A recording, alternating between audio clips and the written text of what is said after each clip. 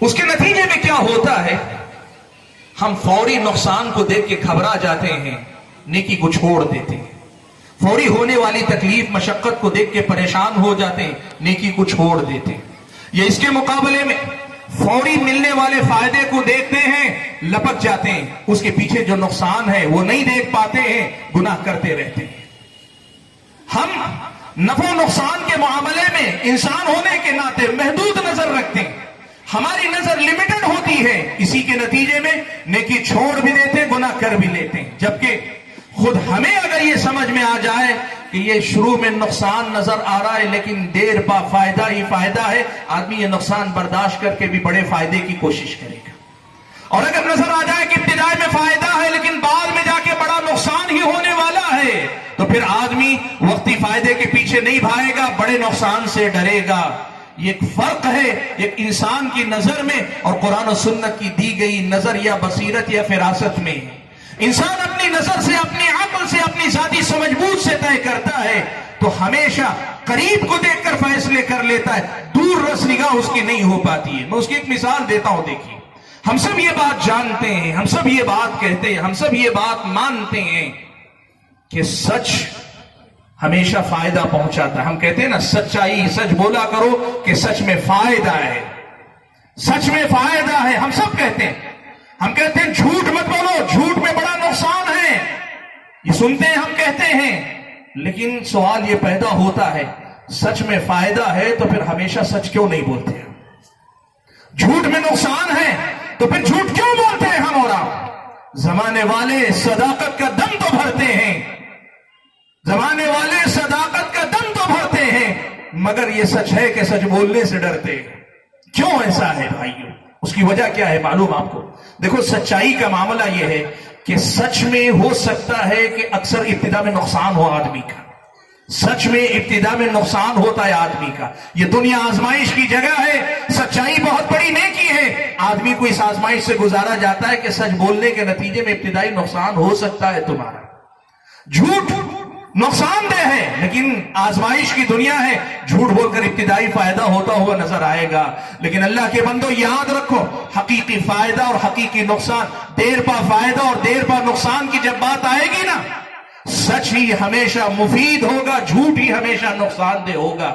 مسئلہ اصل میں کہاں ہے؟ ہم یہ محدود نظر رکھتے ہیں تو جھوٹ بولتے نہیں، سچ بولتے نہیں، جھوٹ چھوڑتے نہیں۔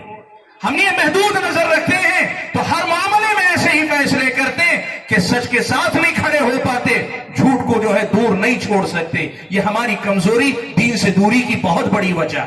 میں آپ کو بتاؤں، حضرت کعب بن مالک رضی اللہ تعالیٰ عنہ کا جو واقعہ، وقت اجازت نہیں دیتا، میں صرف آخری اس کا اختتام آپ کو بتاتا ہوں۔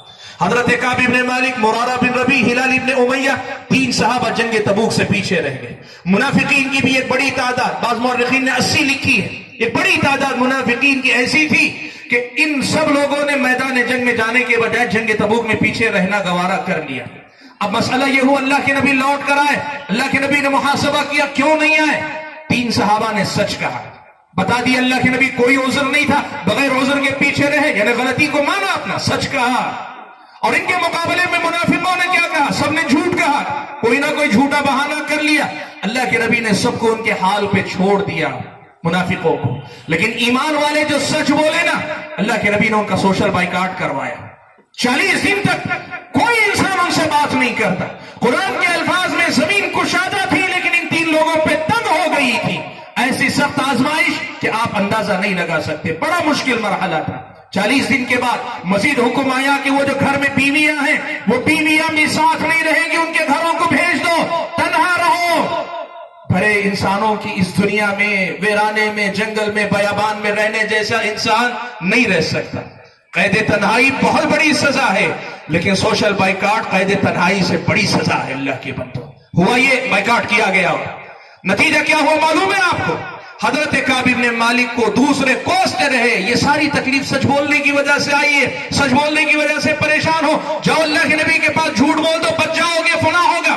اور منافقین خوش، جھوٹ بول دیے، ہم پہ کوئی کاروائی نہیں ہوئی۔ 50 دن آزمائے گئے، 50 دن جھیلا انہوں نے، 50 دن برداشت کیا انہوں نے، اور اس کے بعد سورہ توبہ میں اللہ تعالیٰ نے آیت نازل فرمائی، وَعَلَى الثَّلَاثَةِ الَّذِينَ خُلِّفُوا، جن کو کر دیا گیا تھا ان تینوں کی بھی اللہ تعالیٰ نے توبہ قبول کر لی. مفسرین نے لکھا ہے کہ اس آیت میں ان تینوں کے جنتی ہونے کی بشارت ہے، ان کے جنتی ہونے کی بشارت ہے. اور ساتھ ہی قیامت تک جب بھی کوئی مسلمان سورہ توبہ پڑھتے ہوئے ان تین آیتوں پہ آئے گا وہ یاد کرے گا کہ یہ وہ لوگ ہیں جنہوں نے سچ کہا تھا، تکلیف اٹھائی تھی، لیکن مرتے رہتی دنیا تک کے لیے اپنا نام روشن کر گئے کہ سچے لوگ تھے، یہ سچے لوگ ہیں. کیا معلوم ہوا؟ منافقین کا بھی ذکر آیا. اللہ تبارک و تعالیٰ نے ان کے بارے میں وہ آیت نازل کی جو دنیا میں بھی انہیں رسوا کر گئی اور آخرت میں تو اللہ تعالیٰ کے پاس عذاب بھی ہے. بھائیو معلوم کیا ہوا؟ ابتدا میں سچ بول کر کعب بن مالک اور ان کے ساتھیوں نے نقصان اٹھایا، لیکن جو فائدہ ملا وہ کیا تھا؟ وہ جنت تھی. سیدھے اللہ نے جنت کا وعدہ کر لی. وَعَلَى الثَّلَاثَةِ الَّذِينَ خُلِّفُوا، اللہ نے ان کی توبہ قبول کر لی. کا کتنی بڑی بات اللہ تعالیٰ نے کہہ دی. اور جو لوگ جھوٹ بول کر شروع میں فائدے میں تھے نا، ان کا کیا ہوا؟ رہتی دنیا تک کے لیے مثال بن گئے جھوٹے. اللہ نے جھوٹا کر، اور آخرت میں اللہ کے پاس جو عذاب ہے وہ عذاب ہے. بھائیوں میں کہنا کیا چاہتا ہوں؟ کہنا یہ چاہتا ہوں کہ ہم دین پہ اس لیے بھی عمل نہیں کرتے کہ ہماری نظر محدود نظر ہے.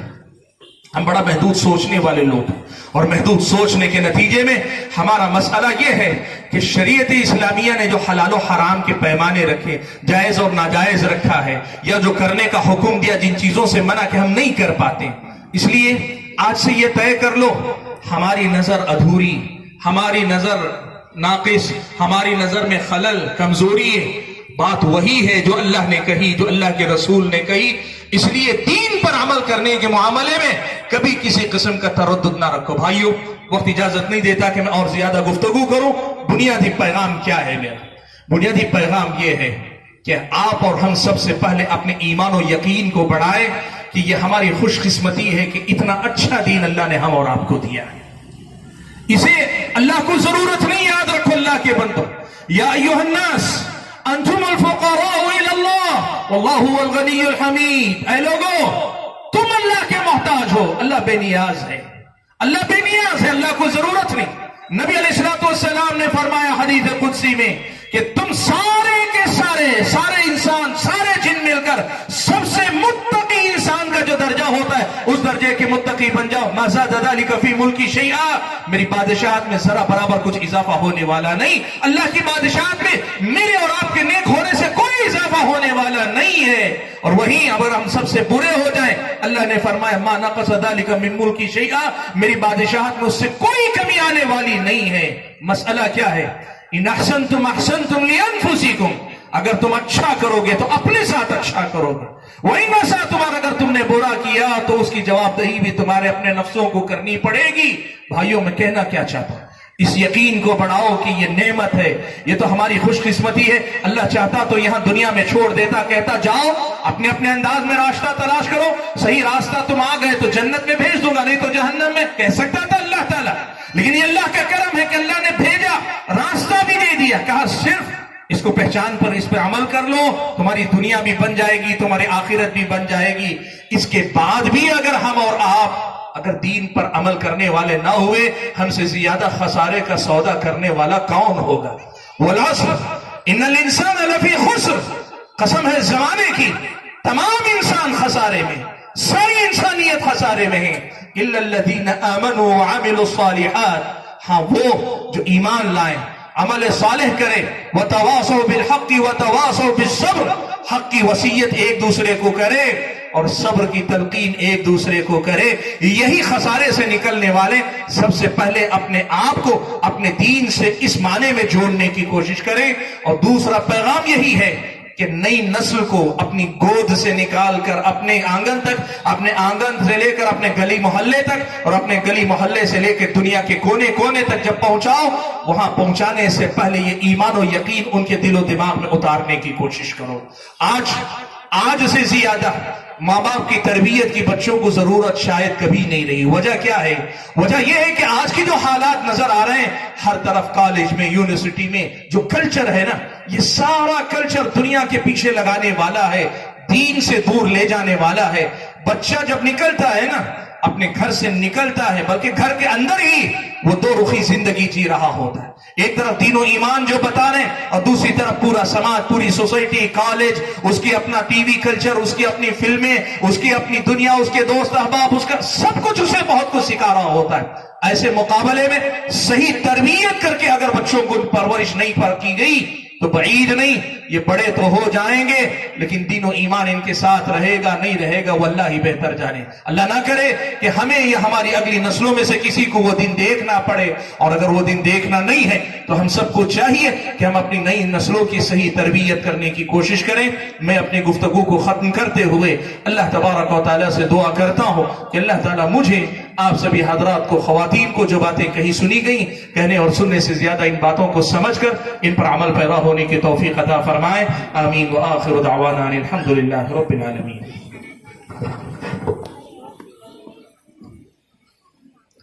माशाअल्लाह तबारकल्लाह। हो गर्मी तकरीर के हो शौक़ तहरीर, हो गर्मी तकरीर के हो शौक़ तहरीर, फरसूद है ये आरट भी अब लोहे जहां पर। अब सादा ज़बानों को तू कर दिल से अहम आहंग, अब सादा ज़बानों को तू कर दिल से हम